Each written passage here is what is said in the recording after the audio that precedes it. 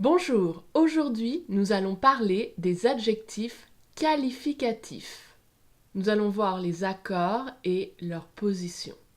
Alors, qu'est-ce que c'est un adjectif qualificatif? On utilise les adjectifs qualificatifs pour décrire des choses ou des personnes. Par exemple, Marc est grand, il a les yeux bleus, il est sympa.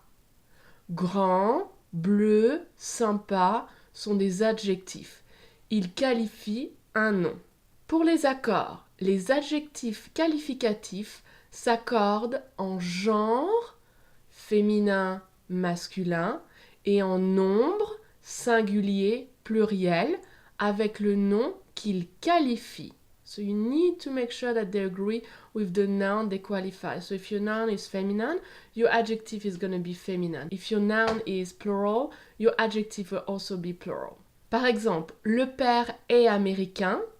Américain est singulier masculin parce que le père est masculin singulier. Mais la mère est française.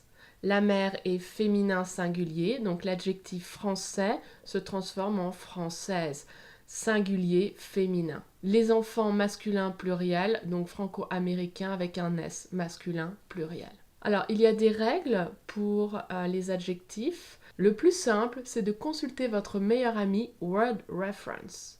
Et à chaque fois que vous apprenez un adjectif, apprenez le masculin, le féminin, le singulier et le pluriel. Quelquefois, il y a des adjectifs au masculin et au féminin qui sont exactement pareils. Par exemple, célibataire, sympathique, facile, jeune. Le masculin singulier, féminin singulier, la même chose. Il y a des adjectifs dont la forme est différente, mais ils se prononcent de la même façon. Par exemple, cher, marié, bleu. Orthographe différente, mais même prononciation.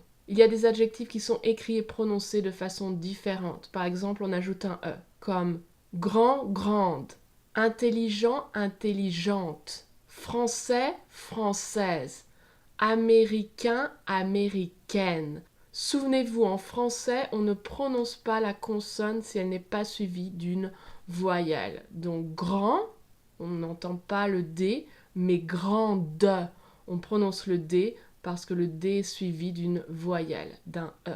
Il y a des adjectifs qui sont écrits et prononcés de façon différente quand on double la consonne et on ajoute un E. Par exemple, italien, italienne, bon, bonne, gros, grosse. Et puis il y a des adjectifs qui sont écrits et prononcés de façon totalement différente, comme sérieux, sérieuse, agressif, agressive, doux, douce. Il y a beaucoup de ces adjectifs qui sont irréguliers, donc mémorisez encore avec Word Reference le masculin et le féminin.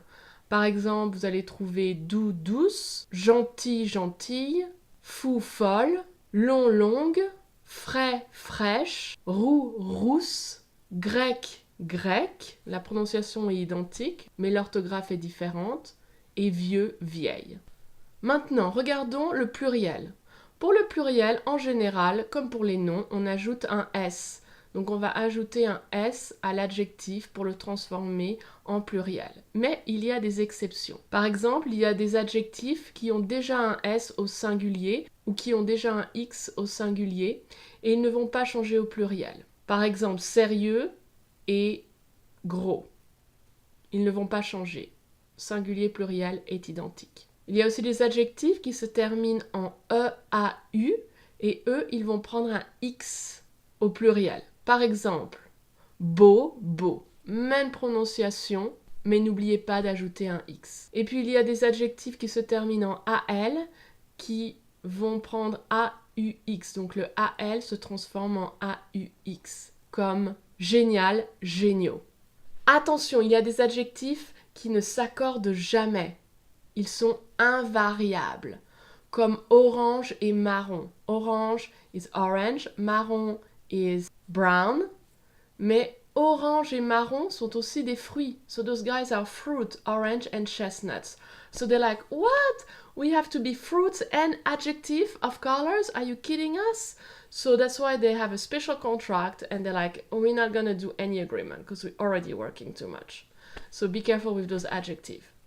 Même chose pour les adjectifs composés, comme bleu clair, bleu foncé, ils ne vont pas s'accorder. Donc on va dire, ce sont des livres orange, pas de S. C'est une robe marron, pas d'accord au féminin. Et ce sont des chaussures bleu clair, pas d'accord avec le féminin et pluriel. Maintenant, regardons la position. En anglais, où est-ce qu'on met l'adjectif? A red car. On met l'adjectif devant le nom. En français, c'est l'inverse. L'adjectif est toujours après le nom, sauf pour quelques exceptions. Ces exceptions, on les appelle bangs. Beauty, age, number, goodness and size. Mémorisez ces adjectifs par cœur. Écoutez et répétez. Autre, beau, bon, excellent, gentil, grand, gros, haut, jeune, joli, mauvais, nouveau, petit, premier, vaste, vieux, vilain. Par exemple, c'est un bon étudiant. Bon fait partie de bangs, donc devant le nom.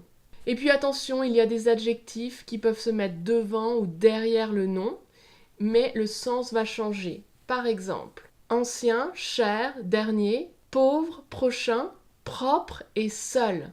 Prenons cher. Si vous dites ma chère mère, my dear mother. Mais si vous dites un livre cher, an expensive book. So you see why you don't want to confuse. You don't want to say ma mère chère. That doesn't work. My expensive mother? No, you wouldn't say that. I hope. Donc attention à la position de ces adjectifs. Ils vont changer de sens s'ils sont devant ou derrière le nom. Attention aussi, il y a 4 adjectifs qui sont irréguliers. Beau, fou, nouveau, vieux.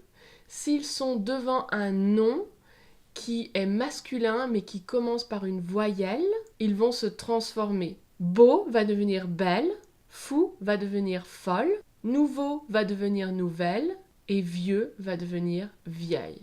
Par exemple, on va dire c'est un vieux chien, mais c'est un vieil animal parce que animal commence par une voyelle et est masculin. Très bien, on va faire un petit exercice. Vous avez des phrases avec 2 adjectifs. À vous de mettre les adjectifs à la bonne place, devant ou derrière le nom, et de faire les accords féminin, masculin, singulier, pluriel.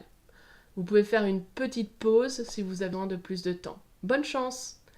Très bien, corrigeons ensemble. Numéro 1. Le président habite dans une grande maison blanche.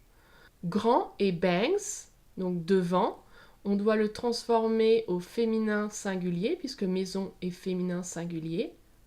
Et blanc, au féminin singulier, devient blanche. Attention, il est irrégulier. Numéro 2. Voici mes nouveaux amis français.